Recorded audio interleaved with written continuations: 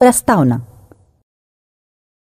प्रत्येक सजीवाचा जीवनकाल हा ठराविक असतो आणि शेवटी तो मृत्यू पावतो हे आपल्या सर्वांना माहिती आहे. म्हणूनच सजीव जातीचे अस्तित्व टिकविण्यासाठी नवीन जीव निर्माण करणे आवश्यक असते. हे कसे घडते? चला तर आपण ही संकल्पना समजून घेऊया. सर्व सजीव श्वसन, पोषण, उत्सर्जन यांसारख्या विविध जीवन प्रक्रिया चालू ठेवतात. त्यामुळे त्यांच्या शरीराची वाढ आणि विकास होतो. ठराविक कालानंतर सजीवांची वाढ पूर्ण होते आणि त्यानंतर ते आपल्यासारखेच सर्व आवश्यक लक्षण असलेले अपत्य निर्माण करू शकतात. जेव्हा वृद्धी पूर्ण होते तेव्हा शेवटी त्यांच्या जीवन प्रक्रिया थांबतात आणि ते मृत्यू पावतात. जन्म, संततीची होणारी वाढ आणि मृत्यू या घटना एकानंतर एक अशा चक्राप्रमाणे घडतात आणि सजीवांचे जीवनचक्र बनते.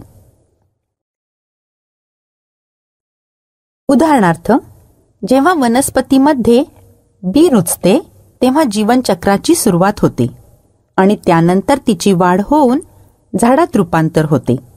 यामध्ये फुले येणे, फळ येणे आणि बियांचे विखुरणे या घटना एकामागोमाग एक अशा घडतात.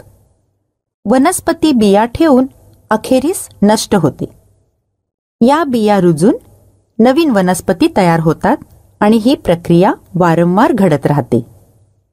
चला तर आपण ही संकल्पना काही उदाहरणांच्या साहाय्याने समजून घेऊया. चित्रांचे काळजीपूर्वक निरीक्षण करा. या प्रत्येक चित्रामध्ये वर्णन केलेल्या जीवन प्रक्रियेचे नाव तुम्ही सांगू शकाल का?